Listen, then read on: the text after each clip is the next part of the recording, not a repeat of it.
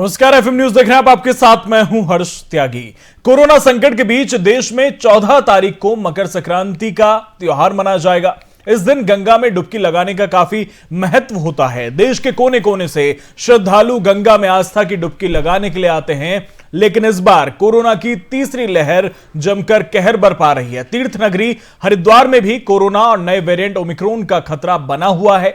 ऐसे में बढ़ते मामलों को देखते हुए जिलाधिकारी ने हरिद्वार में 14 जनवरी को मकर संक्रांति के पर्व पर होने वाले गंगा स्नान पर प्रतिबंध लगा दिया है। इस आदेश के साथ हर की पौड़ी क्षेत्र पर बाहर से आने वाले श्रद्धालुओं के साथ साथ स्थानीय लोगों के प्रवेश पर भी प्रतिबंध लगा दिया है। जिलाधिकारी ने इस संबंध में आदेश भी जारी कर दिए हैं। इसके साथ ही यह भी कहा है कि आदेश न मानने वालों पर कानूनी कार्रवाई की जाएगी। आपको बता दें कि संक्रमण ना फैल सके, इसके लिए ही जिला प्रशासन द्वारा गंगा स्नान पर रोक लगाई गई है।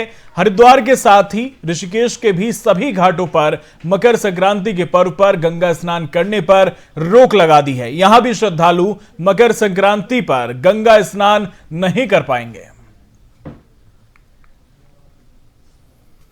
आपको बता दें कि हर की पौड़ी में श्रद्धालुओं के प्रवेश पर रोक लगा दी है। कोरोना की रफ्तार जिस तरह से बढ़ रही है, उसे ध्यान में रखते हुए मकर संक्रांति के पर्व पर गंगा स्नान पर प्रतिबंध लगा दिया है हरिद्वार जिला प्रशासन ने। आपको बता दें कि मकर संक्रांति पर गंगा स्नान का खास महत्व होता है और श्रद्धालु वहां पर आस्था की डुबकी लगाने पहुंचते हैं और दूर दूर से लोग हरिद्वार हर की पैड़ी पहुंचते हैं और आस्था की डुबकी लगाते हैं, क्योंकि विशेष महत्व हमारे संस्कृति में माना जाता है कि मकर संक्रांति पर अगर आप गंगा स्नान करते हैं तो एक विशेष फल उसका माना जाता है। लेकिन इस बार कोरोना का प्रभाव गंगा स्नान पर देखने को मिल रहा है। कोरोना की वजह से इस बार गंगा स्नान को प्रतिबंधित कर दिया है।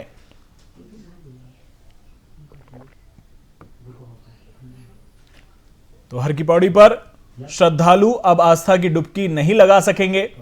बढ़ते कोरोना संकट के कारण गंगा स्नान पर पाबंदी लगा दी है। कोरोना का संक्रमण हाल ही अचानक से बढ़ा है। इसी कारण जो मकर संक्रांति के पर्व पर इस पर श्रद्धालुओं का आगमन जनपद के अंदर पूरी तरह प्रतिबंधित रहेगा। बाहर के किसी भी जनपद से या बाहर के किसी भी राज्य से कोई भी श्रद्धालु को अंदर प्रवेश नहीं करने दिया जाएगा। इसके चेकिंग के लिए बॉर्डर पर पुलिस और स्वास्थ्य विभाग की टीम लगा दी गई है और किसी को भी प्रवेश बाहर के से पूरी तरह से प्रतिबंधित है। कोरोना नैनीताल उधमसिंह नगर लोकसभा सीट से सांसद और केंद्रीय रक्षा राज्य मंत्री अजय भट्ट की कोरोना रिपोर्ट पॉजिटिव आई है। उन्होंने खुद ट्विटर पर इसकी जानकारी दी। केंद्रीय रक्षा राज्य मंत्री अजय भट्ट से पहले केंद्रीय रक्षा मंत्री राजनाथ सिंह की भी कोरोना रिपोर्ट पॉजिटिव आई थी। अजय भट्ट ने ट्वीट कर कहा कि उनमें कोरोना के हल्के लक्षण थे, जिसकी वजह से उन्होंने कोरोना टेस्ट कराया, जिसकी रिपोर्ट पॉजिटिव आई है। उन्होंने खुद को घर में आइसोलेट कर लिया है। जो लोग पिछले कुछ दिनों में उनके संपर्क में आए हैं, उनसे उन्होंने अपील की है कि कृपया आइसोलेट हो जाएं और जांच कराएं। अजय भट्ट इस समय दिल्ली में हैं। इससे पहले रक्षा मंत्री राजनाथ सिंह भी कोरोना वायरस से संक्रमित हो गए थे। उन्होंने भी ट्विटर पर यह जानकारी साझा की। राजनाथ सिंह ने उनके संपर्क में आए सभी लोगों से जांच कराने की अपील की है।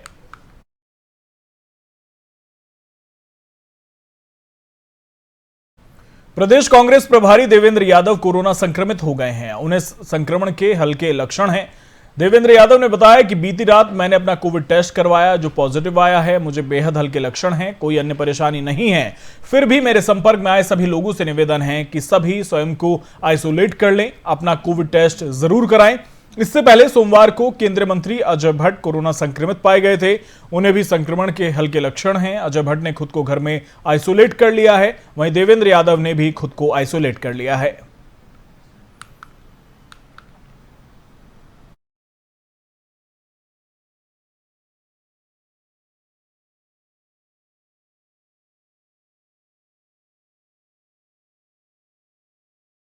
सीएम धामी की प्रेस कॉन्फ्रेंस के दौरान पीआरओ नंदन सिंह बिष्ट की बहाली पर उठाए गए सवाल पर सीएम धामी का बयान सामने आया है।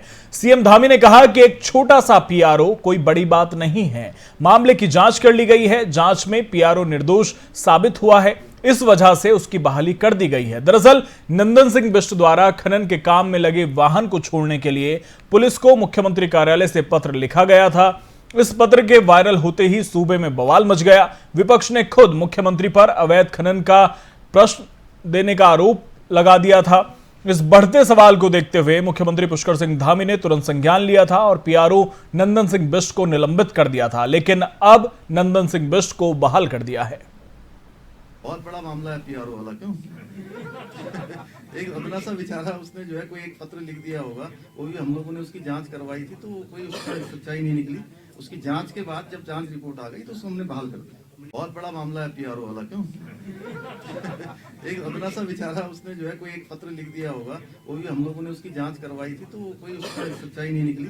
उसकी जांच के बाद जब जांच रिपोर्ट आ गई तो उसको हमने बहाल कर दिया। बहुत बड़ा मामला है पीआरओ वाला, क्यों? एक अदना सा बेचारा, उसने जो है कोई एक पत्र लिख दिया होगा, वो भी हम लोगों ने उसकी जांच करवाई थी, तो कोई उसकी सच्चाई नहीं निकली।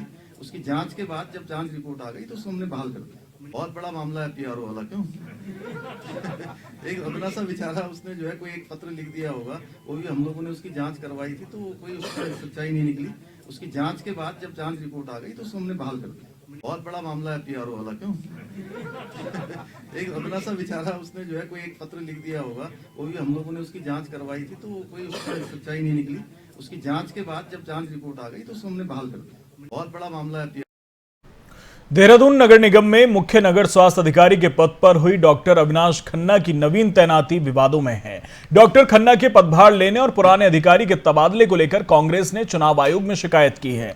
आरोप है कि सरकार ने आदर्श आचार संहिता का उल्लंघन कर यह नवीन तैनाती की है। नगर निगम दून में मुख्य नगर स्वास्थ्य अधिकारी के पद पर विवाद लगातार बढ़ता जा रहा है।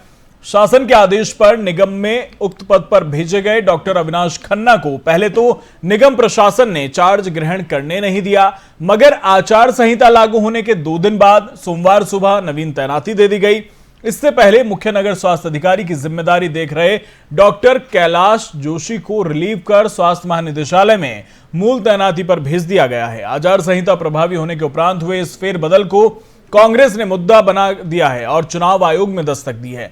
कांग्रेस के वरिष्ठ नेता और पूर्व दर्जाधारी अशोक वर्मा ने राज्य सरकार पर चुनाव को प्रभावित करने का आरोप लगाया है। शिकायत में वर्मा ने कहा कि सरकार ने नगर निगम के स्वास्थ्य अधिकारियों को 2 बार तबादले किए, मगर बाद में रोक दिया। अब आचार संहिता लागू होने के बाद निगम ने पुराने अधिकारी को रिलीव कर नए अधिकारी को चार्ज दिया है।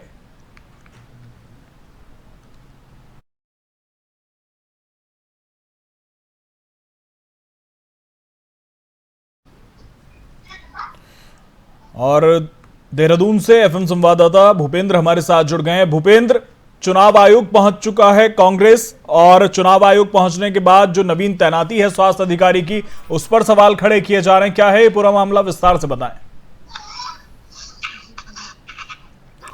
भूपेंद्र, आवाज मिल पा रही है?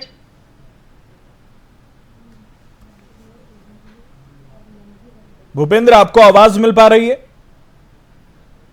चलिए दोबारा से संपर्क करेंगे। भूपेंद्र तक आवाज नहीं पहुंच रही है। देहरादून नगर निगम का यह मामला है।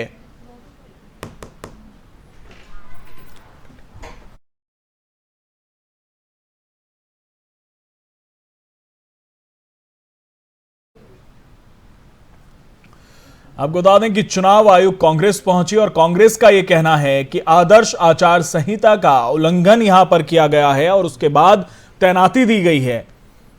इसे लेकर चुनाव आयोग पहुंची हुई है कांग्रेस, और इस शिकायत में कांग्रेस नेता अशोक वर्मा ने कहा कि सरकार ने नगर निगम के स्वास्थ्य अधिकारियों को 2 बार तबादले किए, मगर बाद में रोक दिया। अब आचार संहिता लागू होने के बाद निगम ने पुराने अधिकारी को रिलीव कर नए अधिकारी को चार्ज दे दिया है।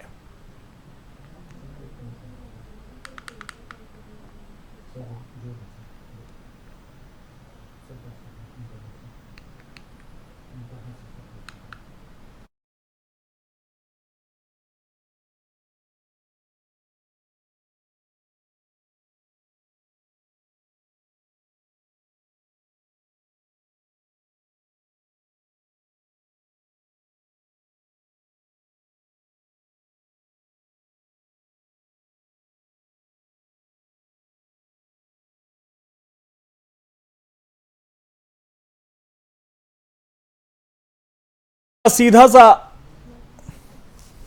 कांग्रेस का सीधा सा आरोप यह है कि सरकार आदर्श आचार संहिता का उल्लंघन कर रही है। तबादले पर तबादले किए जा रहे हैं आदर्श आचार संहिता लागू होने के बाद भी। और नगर निगम देहरादून का यह मामला, जहां पर स्वास्थ्य अधिकारी की तैनाती को लेकर कांग्रेस ने सवाल खड़े किए और कांग्रेस चुनाव आयोग पहुंच गई है। और कांग्रेस प्रदेश उपाध्यक्ष सूर्यकांत धस्माना जी हमारे साथ जुड़ गए। बहुत बहुत स्वागत है आपका एफएम न्यूज में सूर्यकांत धस्माना जी। सूर्यकांत धस्माना जी, नगर निगम देहरादून का यह मामला जो कांग्रेस ने उठाया है, चुनाव आयोग कांग्रेस पहुंची है और आपका आरोप है सीधा सा कि आदर्श आचार संहिता का उल्लंघन किया जा रहा है। बिल्कुल किया जा रहा है, बेशर्मी की इंतहा है। भारतीय जनता पार्टी वाले बिल्कुल कपड़े खोल करके चौराहे पे खड़े हो गए। इन्होंने चुनाव आयोग को ही कुछ नहीं समझते, अदालतों को कुछ नहीं समझते, हाई कोर्ट सुप्रीम कोर्ट को कुछ नहीं समझते। अरे भाई, प्रदेश के अंदर चुनाव घोषित हो गए हैं, 5 राज्यों के चुनाव घोषित हो गए हैं। जिस समय चुनाव का कार्यक्रम घोषित होता है, मॉडल कोड ऑफ कंडक्ट उसी समय लागू हो जाता है। उसके बाद आपने पूरे प्रदेश भर में हजारों नियुक्तियां अलग अलग विभागों में, आपने सैकड़ों नियुक्तियां, राजनीतिक नियुक्तियां, आयोगों में नियुक्तियां, और उसके बाद अब नगर निगम जैसी जगह में आप नियुक्तियां कर रहे हैं। उसके पूरे सबूत हमने दिए। चुनाव आयोग को ऐड करना चाहिए। अगर चुनाव आयोग निष्पक्ष चुनाव कराना चाहता है, मैं समझता हूँ तत्काल उसको ये नियुक्तियां रद्द करनी चाहिए और सरकार को नोटिस देना चाहिए। आप लोग चुनाव आयोग पहुंचे, क्या कुछ प्रतिक्रिया चुनाव आयोग की तरफ से रही जब आप इस मामले को लेकर पहुंचे? अब चुनाव आयोग तो सीधी सीधी बात बोलते हैं कि ठीक है, हम इसे देखवाएंगे, परीक्षण करवाएंगे। लेकिन जब हम सबूत दे रहे हैं जी, प्रदेश में और देश में 5 राज्यों के चुनाव जब मुख्य चुनाव आयुक्त ने घोषित कर दिए, जिस क्षण वो प्रेस कॉन्फ्रेंस शुरू कर रहे थे उसी क्षण मॉडल कोड ऑफ कंडक्ट शुरू हो गया। उसके बाद कोई भी नियुक्ति जो है अवैध है। राज्य भर में तमाम नियुक्तियां हुई हैं, तमाम पॉलिटिकल अपॉइंटमेंट्स हुए हैं, तमाम विभागों में अपॉइंटमेंट्स हुए हैं। और ये नगर निगम देहरादून का तो नया बिल्कुल अलग से ये इतना बड़ा मामला है, पूरा बोर्ड बंद करना चाहिए और बर्खास्त कर देना चाहिए अधिकारियों को जिन्होंने काम किया। चलिए, बहुत बहुत शुक्रिया सूर्यकांत धस्माना जी आपका हमारे साथ जुड़ने के लिए। तो प्रदेश उपाध्यक्ष सूर्यकांत धस्माना जी हमारे साथ जुड़े, जिनका साफ तौर से कहना है कि आदर्श आचार संहिता का उल्लंघन बीजेपी कर रही है। आदर्श आचार संहिता लागू होने के बाद भी तमाम तबादले, तमाम नियुक्तियां सरकार के द्वारा की जा रही हैं।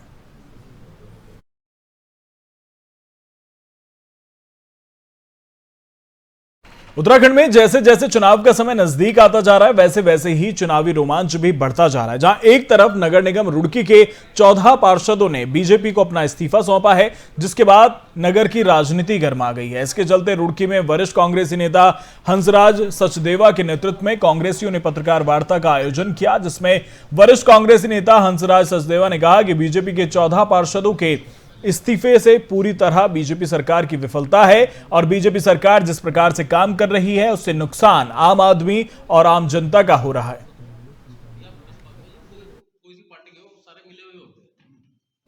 जिन 14 पार्षदों ने मीडिया के माध्यम से हमें पता चला कि भाजपा से इस्तीफा दे दिया, हमारा दिल से उनका स्वागत है।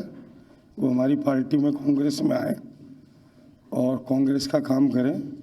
कांग्रेस की सरकार बनने जा रही है।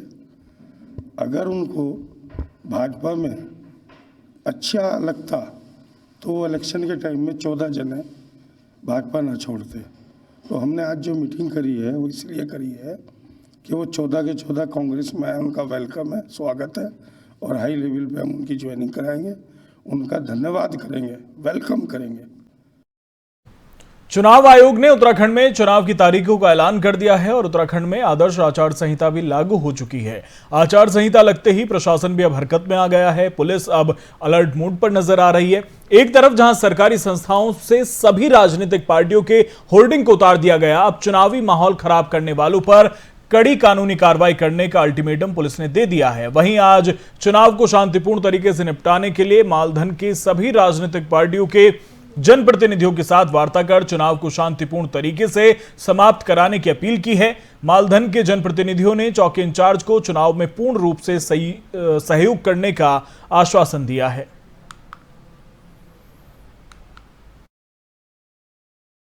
वर्तमान में करंट में हमारा निर्वाचन होना है, उसमें आचार संहिता लागू हो चुकी है और जनप्रतिनिधियों को यहाँ पर बुलाकर मीटिंग लेने का खास मकसद यह था कि उनको क्षेत्र में जो अराजक तत्व हैं उनको अलर्ट कर दिया जाए और उनको हिदायत उनको बताया गया कि अगर इस तरह की अराजक तत्व होंगे तो उनके खिलाफ हम सख्त कार्रवाई करेंगे और जो चुनाव है हमारा सकुशल निपटे। तो इन्हीं बिंदुओं को मद्देनजर रखते हुए आज क्षेत्र के सम्मानित जनप्रतिनिधियों को यहाँ पर बुलाया गया था और उनको जो आदर्श चुनाव आचार संहिता है उसके आवश्यक दिशा निर्देशों से अवगत कराया गया।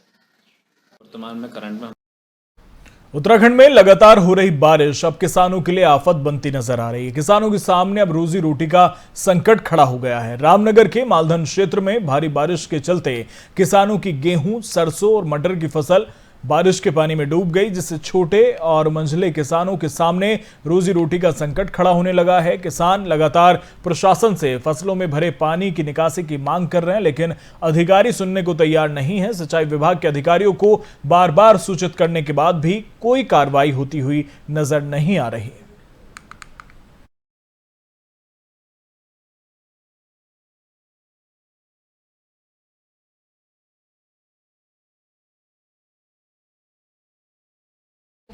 देश भर में कोरोना संक्रमण के मामलों में पहले और दूसरे लॉकडाउन में हुई त्रासदी के बाद अब नए वेरिएंट ओमिक्रॉन में एहतियात बढ़ती जा रही है। राज्य सरकार नए वेरिएंट ओमिक्रॉन से निपटने के लिए हर सफल प्रयास कर रही है।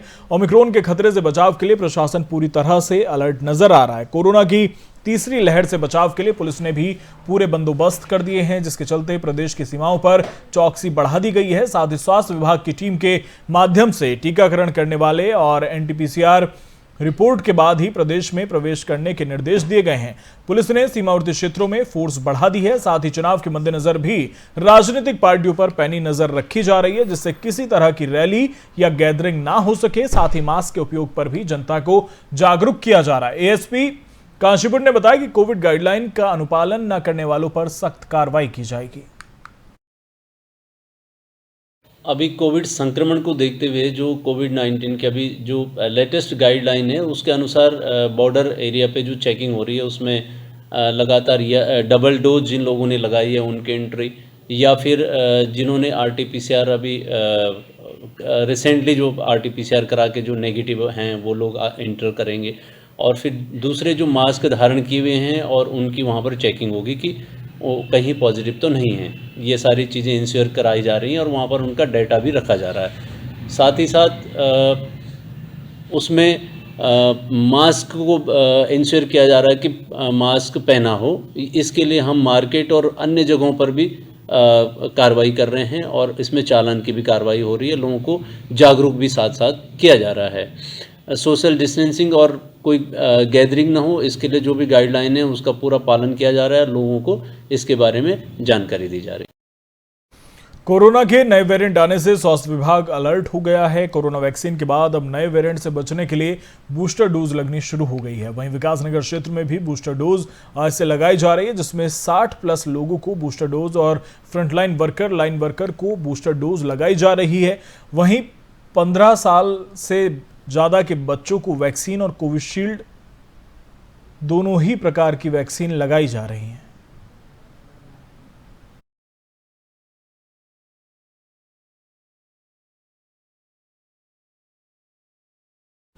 हरिद्वार में शोक सभा में आए लोगों की गाड़ी पार्किंग को लेकर हुई मामूली कहासुनी को लेकर फायरिंग हो गई। बवाल के दौरान दोनों पक्षों की तरफ से लाठी डंडे चले, तलवारें चली, एक दूसरे पर पथराव भी किया गया।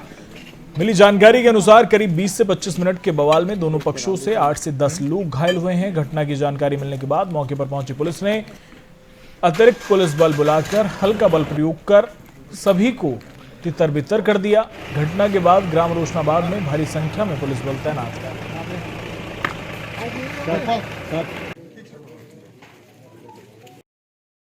फिलहाल मेरे साथ इतना ही। बने रहिए FM न्यूज के साथ। नमस्कार।